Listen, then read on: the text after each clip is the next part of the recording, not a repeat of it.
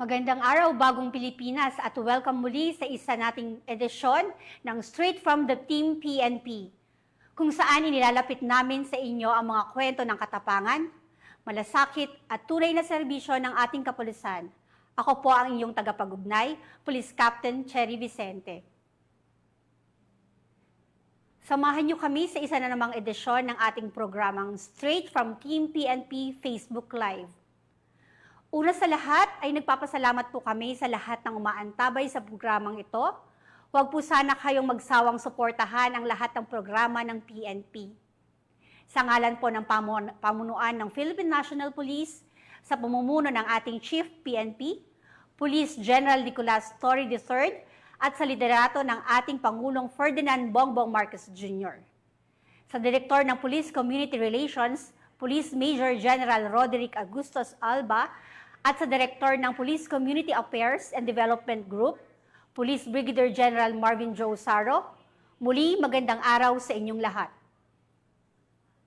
Ngayong araw, espesyal ang ating panauhin dahil kasama natin ang isa sa mga 20 napiling member ng PNP na pinarangalan ng 60th Ignacio B. Jimenez Outstanding Police Service Awards 2025 noong June 23, 2025 sa Ramon Magsaysay Center, Malate, Manila. Kaya samahan niyo kami at kilalanin natin ang isa sa mga huwarang pulis ng ating bansa. Ang guest po natin ngayon na isang awardee ay ang aking mentor. Siya yung nag-unlock ng talent na akala ko'y wala. Kaya naririto ako ngayon sa PICA-G at yung talent na yon ay talaga namang pong magagamit ko ngayong araw. Kaya mga kababayan, nais ko pong ipahatid sa inyo na walang ibang layunin ang programang ito kung hindi maipakita sa publiko ang tunay na mukha ng kapulisan.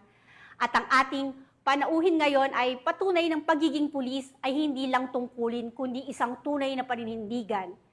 Kaya naman po, I am very proud po na introduce sa inyo ang aking boss, ang aking mentor, kaibigan, ate, walang iba kundi si Police Colonel Cherry Lou Balanay Donato, ang Chief Financial Management Division ng Philippine National Police Academy.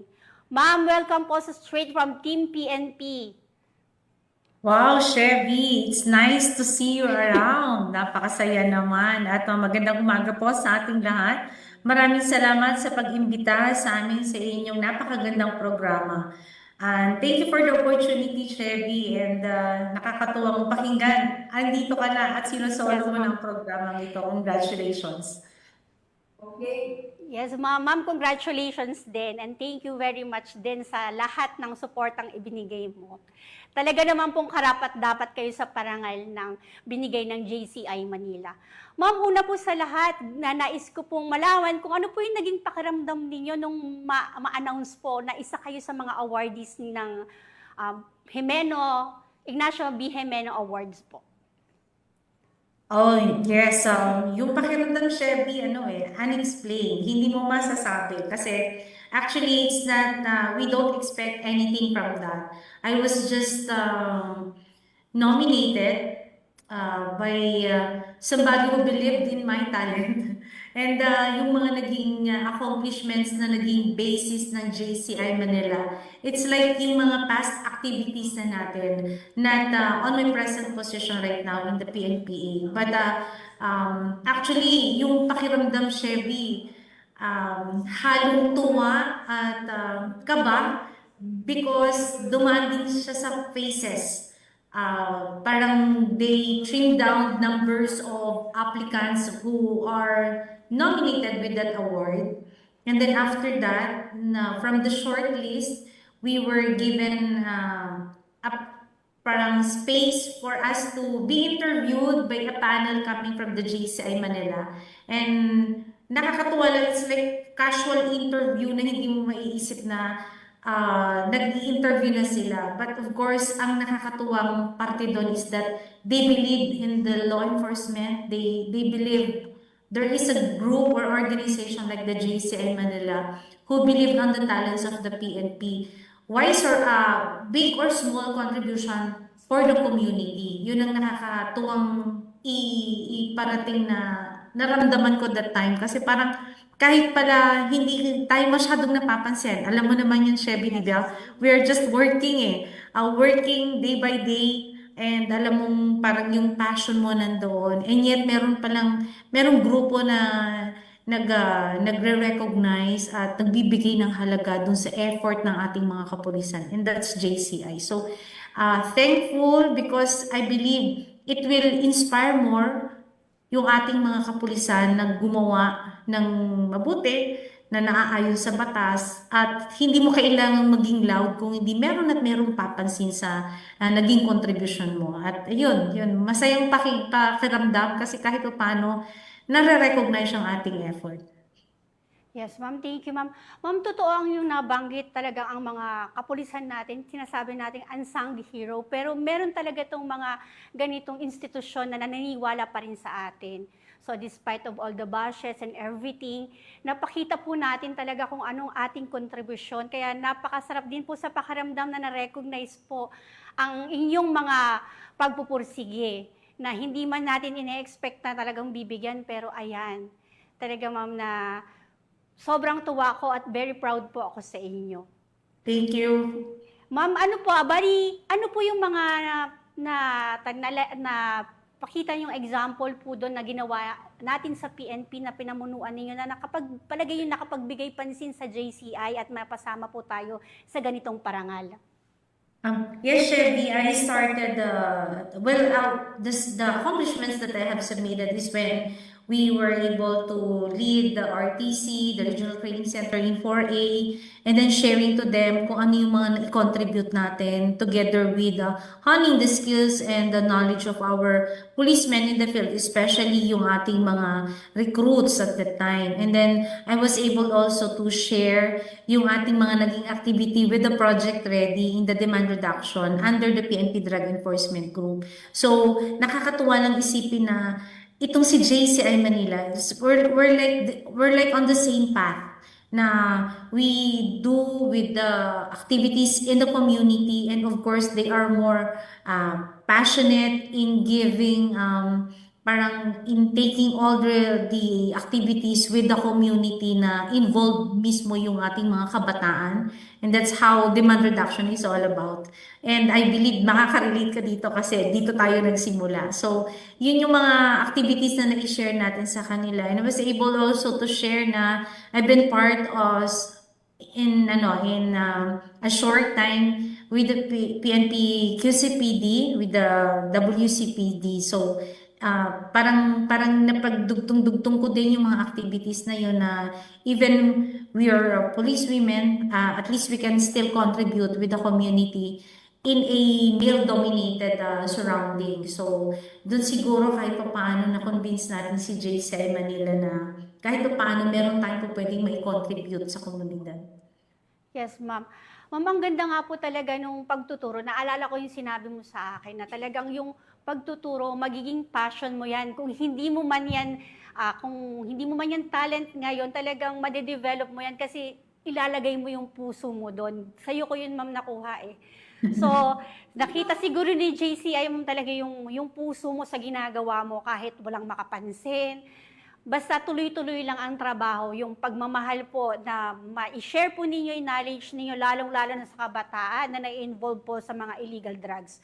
Sobrang daming kabataan po na natulungan ninyo, sabi nyo, di baling konti, basta mariretain sa kanilang puso yung mga itinuro. So talaga namang pong malaking bagay po talaga ang pagme-mentor, ma'am. Kaya sa lahat po ng mga kapulisan natin dyan, huwag mawalan ng pag-asa kahit na dire-diretso po ang pagsubok po, talaga pong darating yung time na talagang mapapansin din po ang ating magandang intensyon.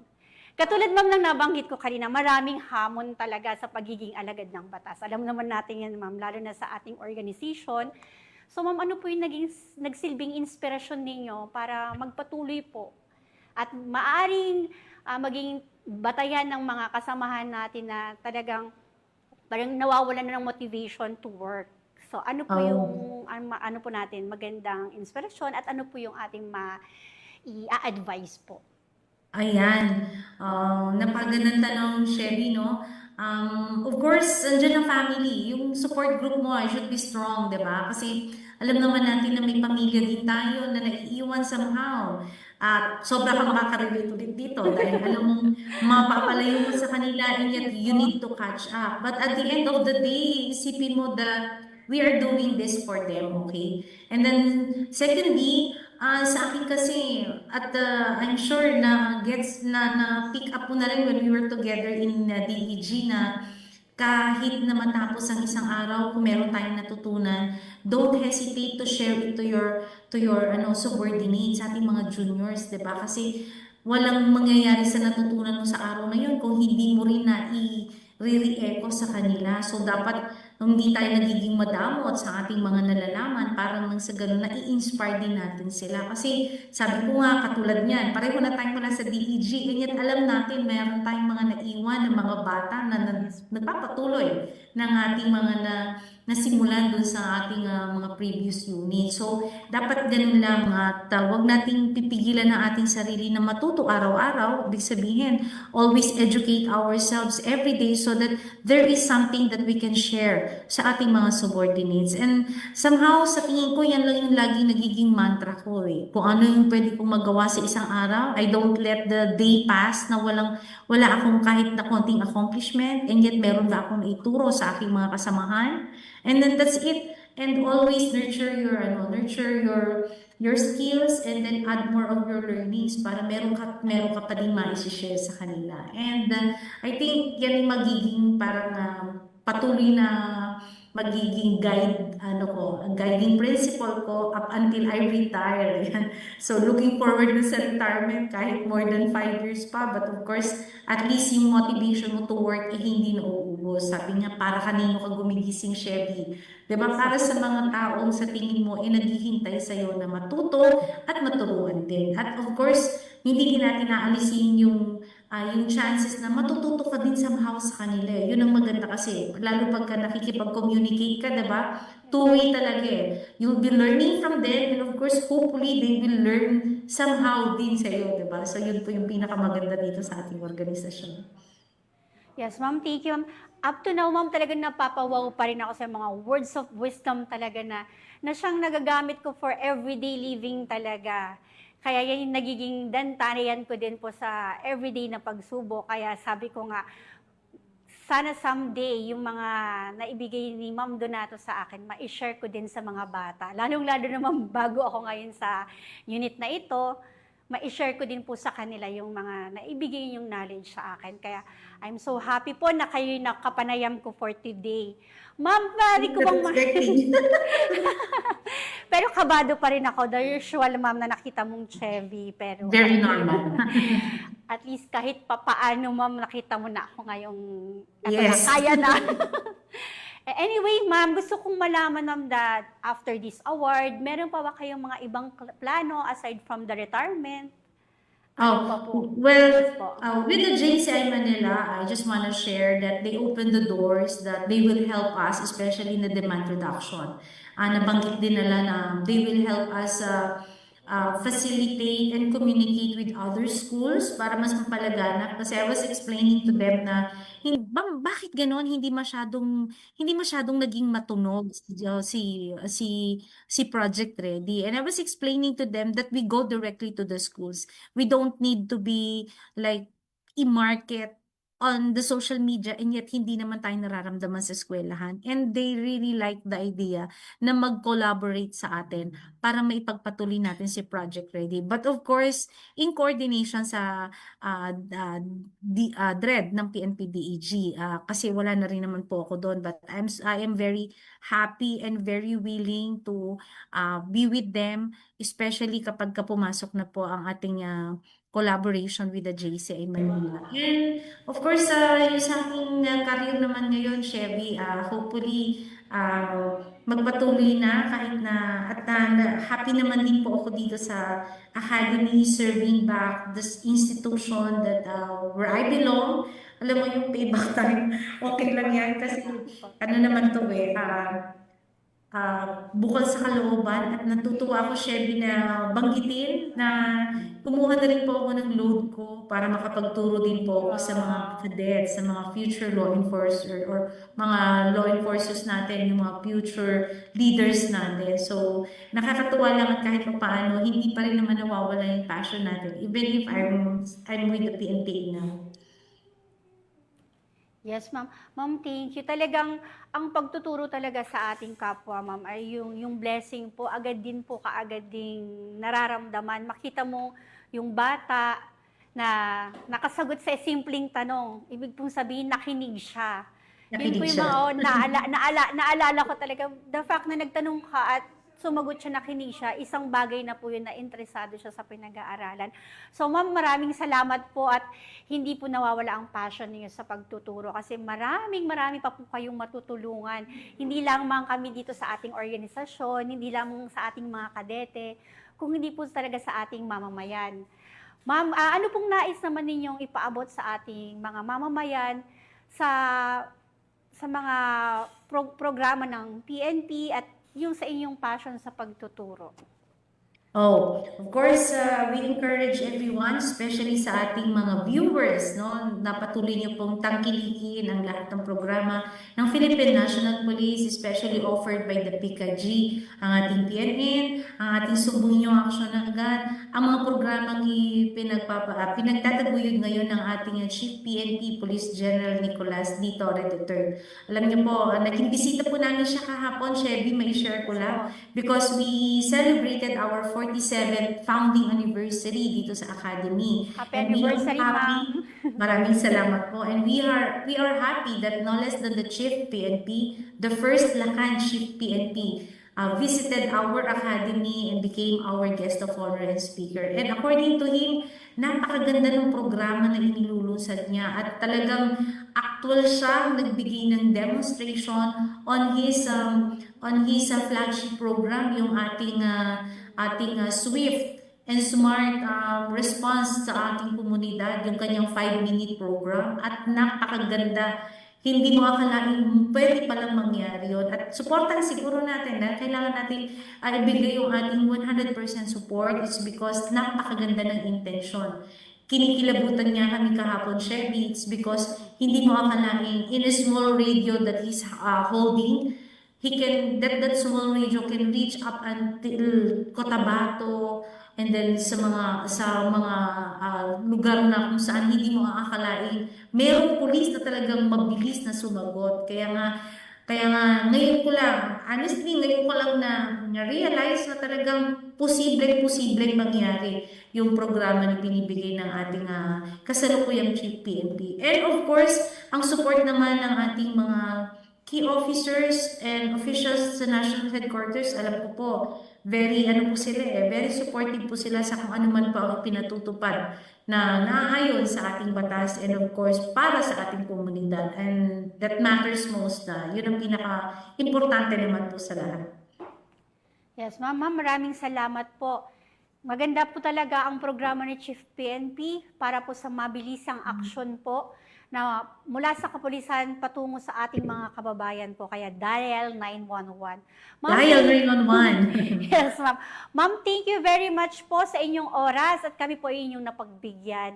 Talagang super proud po ako na pasama po kayo sa JCI Manila Awards po.